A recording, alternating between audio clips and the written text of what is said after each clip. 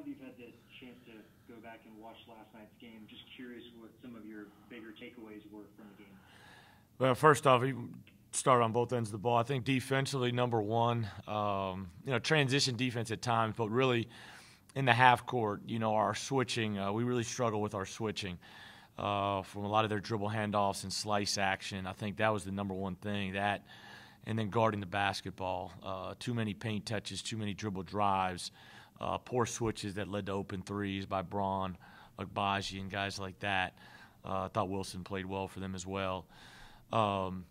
Those are the things we got to correct. No middle, keeping them out of the paint, and defending the dribble handoffs and the slice action. I think that's a major, major key. I thought we did a good job on McCormick for the most part when we fired and tried to double him. But, again, too many times we were on top. They want to seal. They want to play over the top. We need to side front and push them off and then get help coming from the baseline. We just got to be tougher on the defensive end, watching that. We're about to practice here at 2. We'll watch – really what we'll do today is just watch a ton of tape and then let the guys stretch and shoot a little bit and walk through some more stuff with Kansas. From an offensive standpoint, if you watch the first 10 minutes of the game, man, we did a lot of really good things from that standpoint.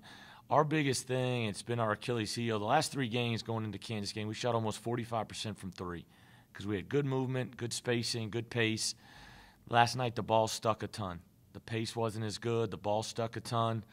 Our reads weren't right. You got to understand what you're looking for. Now we can show them tape again and say, hey, guys, in 23 and open, this is what we're looking for.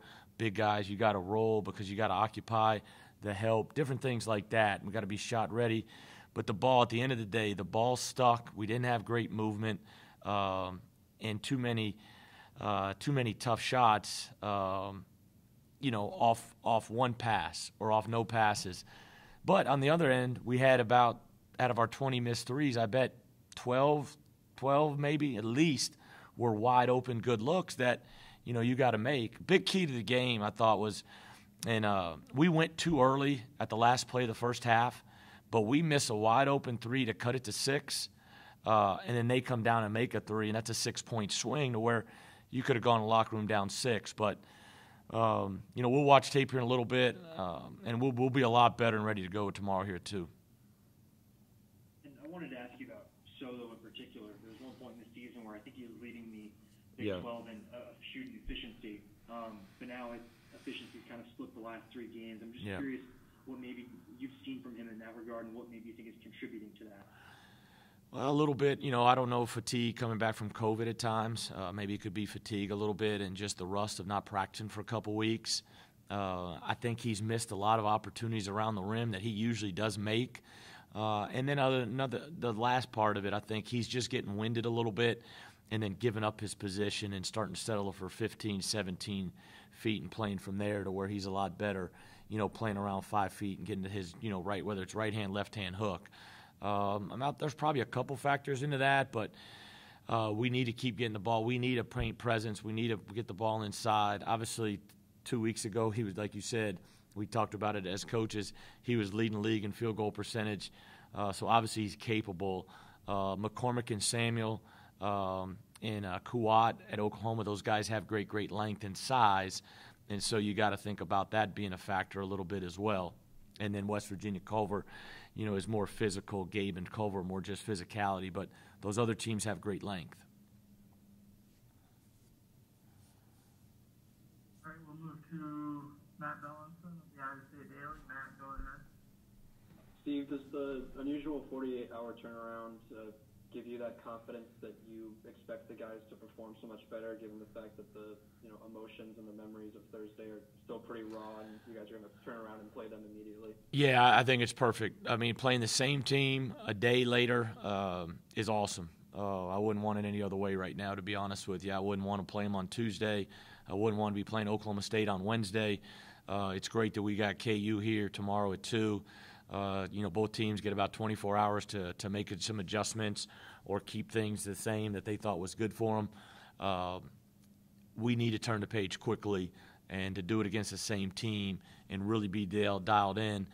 It's more on the defensive end where we've got to be better. Offensively, man, we had some good looks. We've got to get shot selection cleaned up at times, make sure we know what we're in, So we're running things. When we get loose, we're not very good from that standpoint. Or when we get playing with too much freedom, we're not very good. So we've got to make sure we're dialed in on that. But I think it's great. I love it. It worked out perfect. Now we got to go play well. Do you get a sense from your guys right now that they are ready to get right back out there and play them immediately? Yeah, I would hope so. I've only seen, I watched tape with Ra earlier before I came over here, so I haven't seen him this morning yet. So, we'll watch tape together. Then we'll shoot a little bit on the court. I'll watch some tape individually with guys on the side, what guys are shooting, and spend some time with them. I would think by the tone of the locker room last night, they're ready to go. I mean, you got to be. I mean, you can't get beat like that against an arch rival, a team that you've had great games with over the years, and not be ready to go tomorrow. ABC, 2 o'clock. I mean, it's what you want to be a part of. All right, we'll move to Randy Peterson. Randy, go ahead.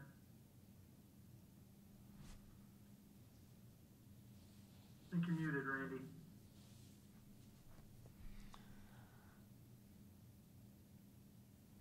All right, sorry, I'm new at this.